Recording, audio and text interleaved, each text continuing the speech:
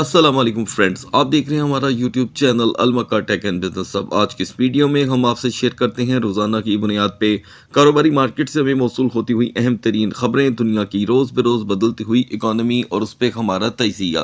तो दोस्तों, आज है सैटरडे का दिन और इस सैटरडे के दिन के बारे में जो मैंने आपको अपडेट दी थी कि इसे हम नॉर्मल वे में कंसीडर नहीं कर सकते, तो बिहेवियर तो कुछ आज का ऐसा ही है।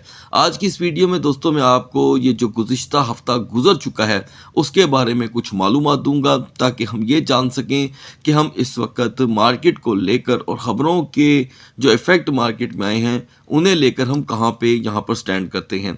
उसके बाद हम मार्केट का रुख इख्तियार करेंगे। तो दोस्तों, ऐसे में आपने क्या करना है, वीडियो को करना है लाइक, चैनल को करना है सब्सक्राइब। अगर आप चाहते हैं कि आने वाले दिनों में आपसे हमारी किसी भी एक अहम वीडियो का नोटिफिकेशन मिस ना हो, तो बेल आइकन के बटन के साथ साथ ऑल के बटन को भी क्लिक कर दीजिएगा। तो दोस्तों, मार्केट की कैपिटलाइजेशन यहाँ पर अभी भी ड्रामेटिकली बढ़ रही है। 3.08 पे होने के बावजूद इंटरनेशनल तमाम तज्जिए कुछ ऐसे नहीं देखने को मिल रहे जहां पर कुछ एतबार देखा जा सके। इवन के टॉम ली, जिन्होंने पहल ये स्टेटमेंट दी कि हम एक बड़े हाई की तरफ जा रहे हैं, अब उनकी स्टेटमेंट भी बदलती हुई दिखाई दे रही है। इस पे हम किसी फारग टाइम पे तज्जिया करेंगे, लेकिन आपने भी इसके ऊपर रिसर्च करनी है। अगर हम डोमिनेंस की बात करें तो एक मरतबा फिर से डोमिनेंस स्ट्रॉन्ग हुआ है, वो भी दिन के टाइम, और बीटीसी फाइट बैक करने की कोशिश कर रहा है। यहाँ पर अभी भी 88,500 पे रेजिस्टेंस देने में बीटीसी अभी भी नाकाम है। तो दोस्तों, जो हफ्ता हम यहाँ पर गुजार के आए हैं उसके बारे में दो मालूमात बड़ी अहम हैं जो आपके ज़हन से अभी ख़त्म नहीं होनी चाहिए। अगर ये हो जाती हैं तो यकीनन समझ लें कि फिर आप किसी नतीजे तक नहीं पहुँचे। एक ये चीज़ कि इन्फ्लेशन रिपोर्ट जो सीपीआई रिपोर्ट के तहत मार्केट में आई थी, उसके साथ इस वक्त कोई भी बड़ा तज्जियाकार एग्री होने को तैयार नहीं है, क्योंकि उन तज्जियाकारों का ये मानना है कि ये रिपोर्ट रियलिटी से मैच नहीं करती। इन्फ्लेशन का जो ग्राफ था वो बहुत ही ज़्यादा हाई था, और इस बार हमें इन रिपोर्टों के अंदर भी जो कि है रियलिटी यानी कि सच्चाई देखने को नहीं मिल रही, जिसकी वजह से सबके ज़हन में ये बात पैदा हुई।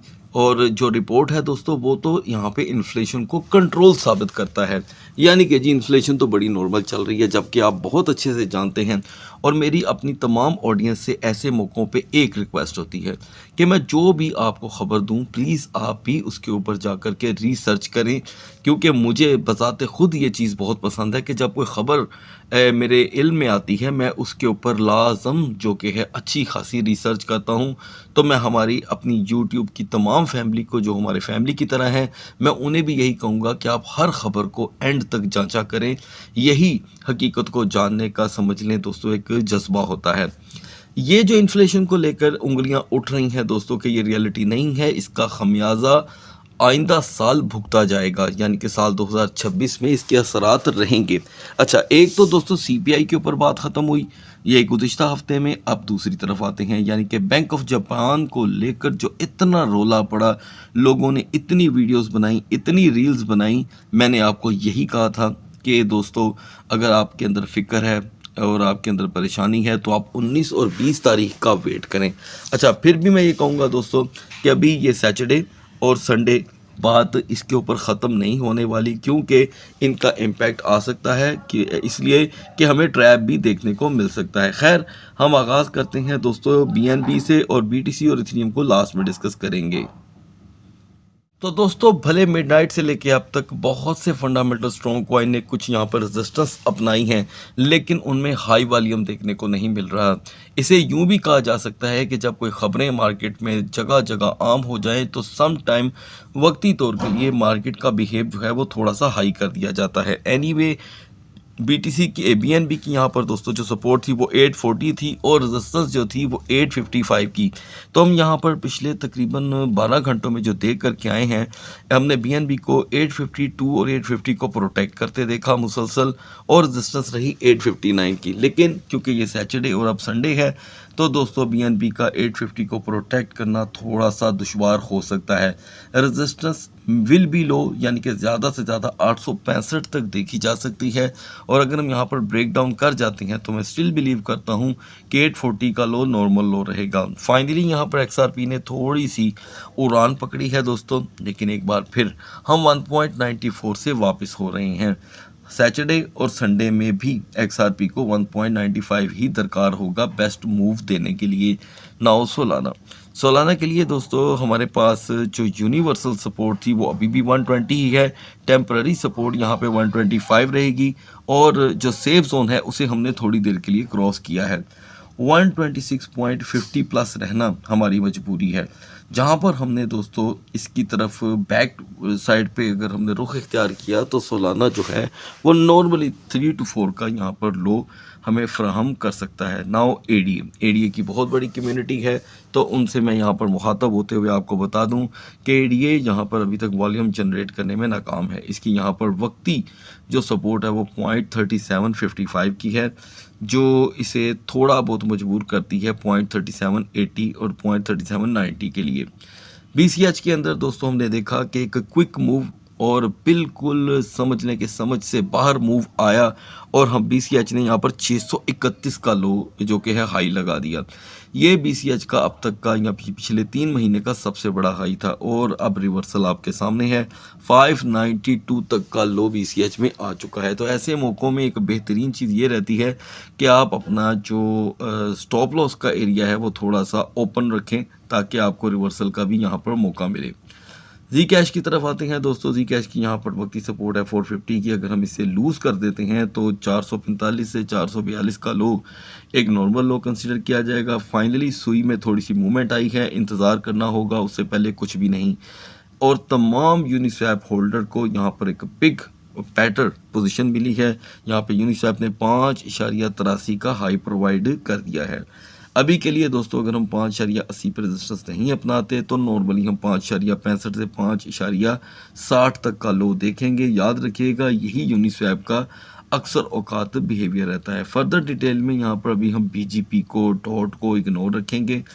लास्ट में आते हैं दोस्तों पैक्स जी की तरफ। पैक्स जी की हमारी जो सपोर्ट एंड रेजिस्टेंस थी उसमें पैक्स जी ने एक नया यहाँ पे डोर ओपन किया है और ऐसे में 4347 से लेके 4365 के दरमियान मूव रही।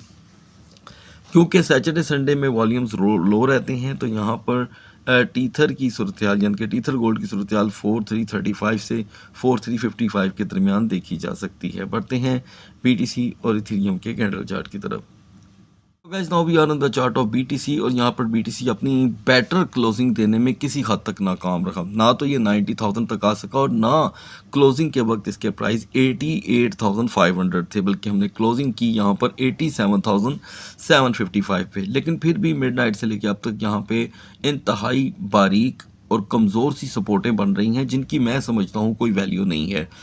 सेकंड ट्रेडिंग सेशन तक अगर हम फिर भी आज 88,500 तक अपनी रेजिस्टेंस बना लेते हैं तो हो सकता है कि हम वक्ती तौर के लिए 89,500 89,300 तक की रेजिस्टेंस देखें, लेकिन रिजेक्शन का एलिमेंट बहुत ज़्यादा रहेगा और सपोर्ट अभी भी 85,000 की ही है।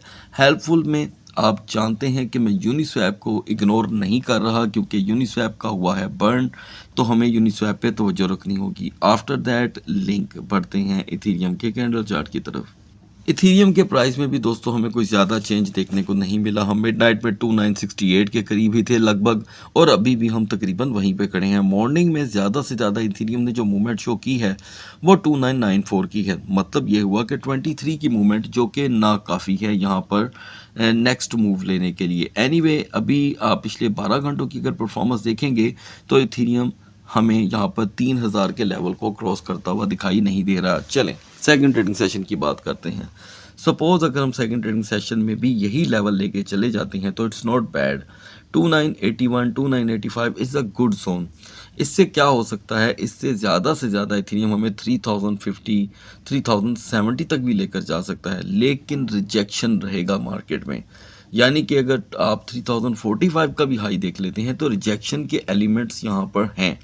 यानी कि ये 3000 को कंटिन्यू करता हुआ थोड़ा सा कम दिखाई दे रहा है, यानी कि परसेंटेज आप ले लें 10% की। और इसकी यहाँ पर अगर 2981 से रेजिस्टेंस नहीं शुरुआत करती तो हम 2950 2940 का एक नॉर्मल लो देख सकते हैं। ऐसे में हेल्पफुल में हमारे लिए अभी भी रहेगा दोस्तों KuCoin का नेटिव टोकन KCS और उसके बाद HNT। सो गाइस अगली वीडियो तक अल्लाह हाफिज़।